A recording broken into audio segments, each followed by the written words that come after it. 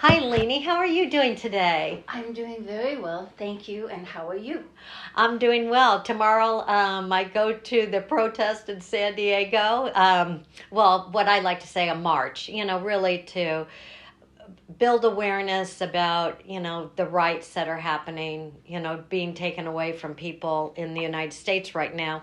And so it's going to be an interesting time tomorrow. Some of us are a little worried about how safe it will be because of what's even happening in Los Angeles, but we definitely have the motivation to do so peacefully. And in past marches, that's how it's been. It's been very peaceful. So hopefully all will be well. Oh, I'm sure it will. I think it was Mother Teresa that said, don't ask me to protest against war, but if you want to march for peace, call me. Yeah, So I think amen that's a to good that. thing. Yeah, yes. Okay. Well, today we have Candi Thayer with us, and we're doing a new thing today. We're actually interviewing her via phone because we're here in Baja, but she's in Texas. So, welcome, Candi. We're very excited to be talking with you this morning. Thank you so much. I'm so looking forward to talking to you guys. Thank you. Thank you. So, tell us a little bit about your background and where you're at today in your life.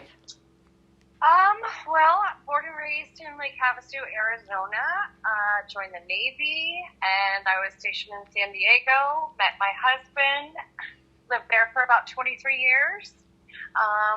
He passed away in 2016. Oh, I'm sorry. That's when thank you so much.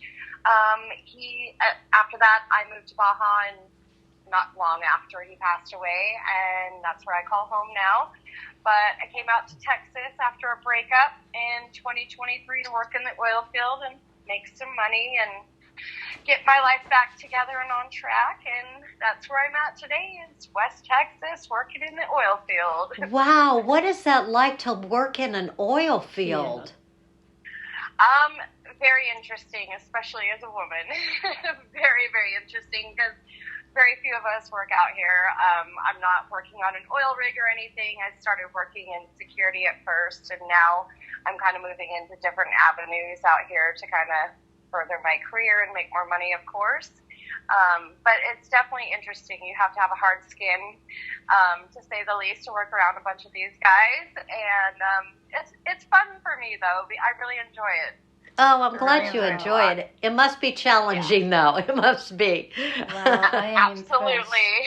Yes, it is definitely. All that testosterone, I'm sure. There's a lot of it, yes. Well, they must be very physical guys, too, to do that kind of work, Yes, absolutely. And it's definitely not a bad thing being a single girl out in the oil field. Having all those guys around, but I definitely am not taking my time to do some healing as well over these past couple of years that I've been out here. So it's been a really good time to be here for me. Do you hope to return to Baja at some point? I absolutely am. I'm actually in the process of buying a beach lot in Mulegé. That's where I call home in Baja Sur. Wow. So yeah, no, it's during the pandemic, actually in 2020, my last ex and I moved down there, or we kind of went down there for the when we all had to stay home and all that. So we thought a little town would be much nicer than Ensenada and Rosarito, and so we moved down there and stayed for until 2023 when I left. And I've been back a couple of times, and I missed it a lot. So I'm really looking forward to getting back there and spending a lot more time. Well, do you mind talking to us about your husband's passing, but maybe more recently your breakup and what ensued with that for you and how you handled that? The breakup first. Oh. Well, I found out he was cheating on me. A girl had messaged me in the middle of the night, and I got it like 3 o'clock in the morning, and I waited until the next morning instead of waking him up like some crazy girl. And I just kind of went out of the RV and came back in, and he said, something's going on. And I said, yeah, I got a message last night, and I really really don't know what to do with this. And I told him, he told me I was crazy, or she was crazy, and that he didn't do it. We both did. He's a stand-up comedian, and we did tours up and down Baja. And he was leaving a couple days later, and spent those 2 days telling me, "Oh no, I didn't do it. I didn't do it. I didn't have any solid proof where I could be like, okay, I'm done, because cheating is not in my wheelhouse at all." And so it was a couple days after he had left on tour, and I stayed home because I make homemade pasta down there, and I stayed home to tend to my business. And a couple days in, her friend had sent me a screenshot, so I, of course, sent it to him, and I said, "Oh, she's crazy. Okay, so we're done," and that was it. All I needed was the proof to be done, and I was done.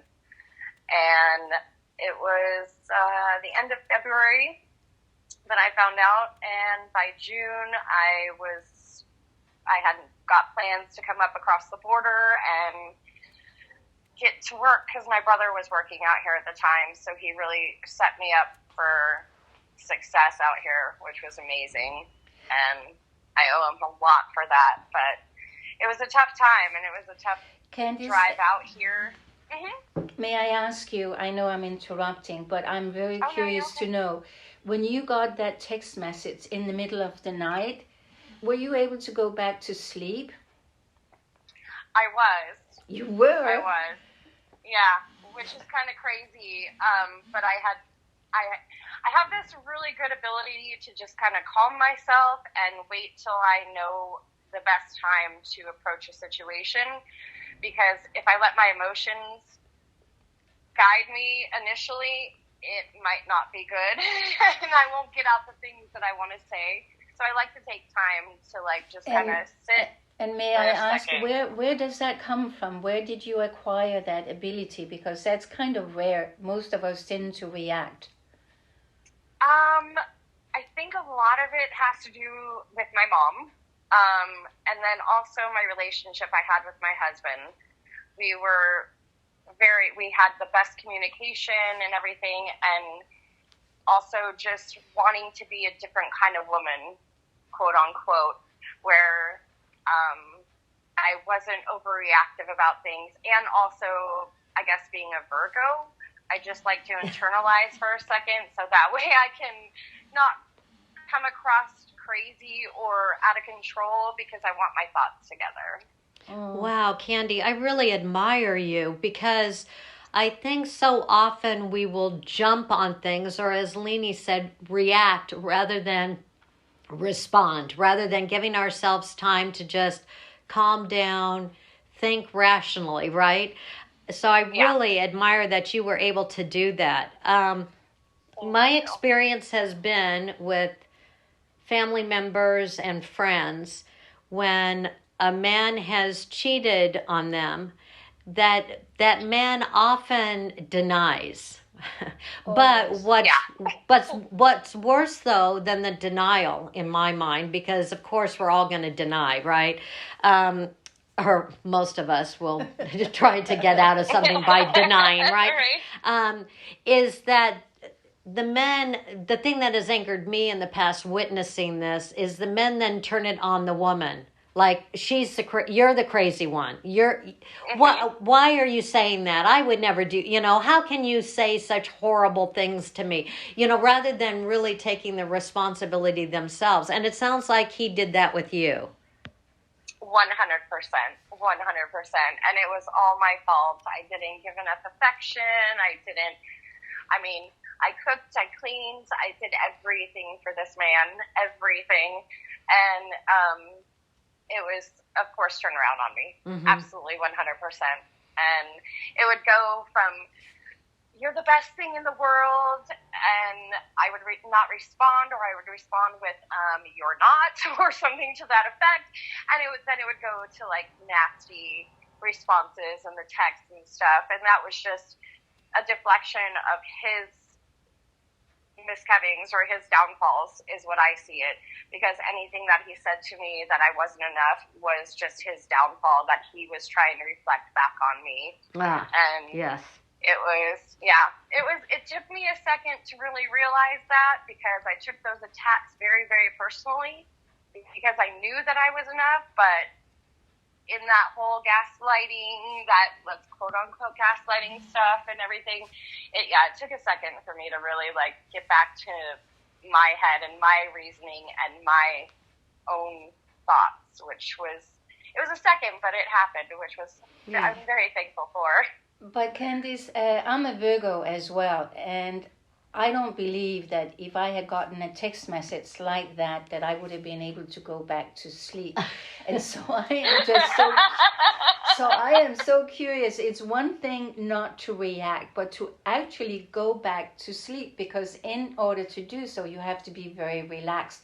And I am so very curious about how you were able to just go back to sleep after a disturbing message like that. If you can, if you are aware of what it is about you that made you able to do that. I think with that specific instance, it was because I knew that was my out. I was already ready to be done, and I had said this probably a year prior to him. It was a bit of an abusive relationship, and I had already been wanting to be out.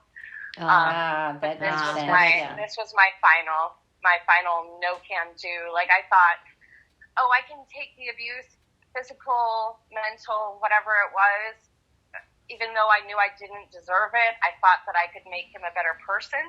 But that's our downfall. I know.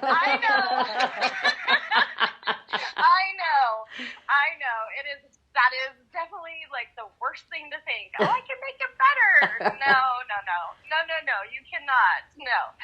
And I think that was where I was so relaxed in it, is because I knew this was my like, no way I'm going any further with this man because of this. I'm pretty sure that's why I was able to go back to sleep, because I was finally saw that light where I could get out and be. So it was a sense of relief. Yes, absolutely. Good. All right, in now the strangest way, for sure. In the strangest way. Oh, thank God he's cheating on me. You know what? And I think that's so true about life, that if we keep denying something or living with something that really is not to our best benefit, right? It really is not loving ourselves the way that we should. That then the universe, or whatever you want to call it, or whatever you believe, opens up something that is like right in your face, or opens up a door that goes, you better walk through now. And it sounds like you got that message loud and clear at that point. Oh yeah, she punched me right in the face and was like, hello, here you go. Here you go, yeah. I'm sorry that you had to leave Baja because of that. But I also think sometimes moving away for a period of time is the best thing we can do for ourselves. I absolutely agree. I do, although I miss my friends, and I'll call them family, actually, because from Baja Norte to Baja Sur, like, I have the best people in my life, and they all understood. And it's actually, I think, tomorrow is 2 years since I've been here in Texas. And when I left Mexico, I said, I'm just going to be gone for this summer. I'll see you in a few months. And here I am still. But they all knew. They said, no, you take your time. You do what you need to do to get yourself back on track. And it's amazing to have the support that I do from my friends and family down there. Oh, isn't that wonderful? I'm so glad you do have that support. That's what takes us through the times, right? The difficult, challenging times. Without that, it would definitely be more difficult, or we'd even be lost. So thank goodness for those good friends and contacts. Yes. Candice, absolutely. Candice, do you have children? No, my husband and I never had children. We got married at 19 and kind of threw it around for a long time. And I think we were about 32 years old. We were like, no, we're just going to have dogs. And that's it. They don't talk back. They're easy. They love us all the time. And yeah, so that's where we went with that. That probably has made the process a little bit easier for you. Yes, it has. Being almost 50 years old now, though, I think about, like, what if I had children? My best friend here in Texas has a 6-year-old, which I adore, and I think about those things, like spending time with her and stuff. I'm like, what did I miss out on? But then it's kind of fleeting. I don't ever really question my decision, but I guess in these later years, I'm kind of like, who's going to take care of me? But I'm fine without it. I have my nieces and my other family members and other kids in my life, so I've gotten that feel, which is good for the heart. Yeah. So let me ask you, if you were to advise another woman experiencing what you have gone through, what would you say to her? Oh, don't stay, first of all, because as they say, once a cheater, always a cheater. And just be strong for yourself. You gotta look at yourself, and it has nothing to do with you, because they don't cheat because of you. But just look at that pattern of what you are accepting in your life, because it's not worth any of it. Wow, thank you. Yeah, wow. Well, Candi, thank you so much for today's interview. We've so appreciated talking with you today, and we hope we'll stay in touch, and that when you get back to Baja, we can get together and have a glass of wine together. That would be fantastic. I would love that for sure. Okay, well, thank you. Take care of yourself. Thank you. Thank you so too. much. Thank you. Thank you. Bye-bye.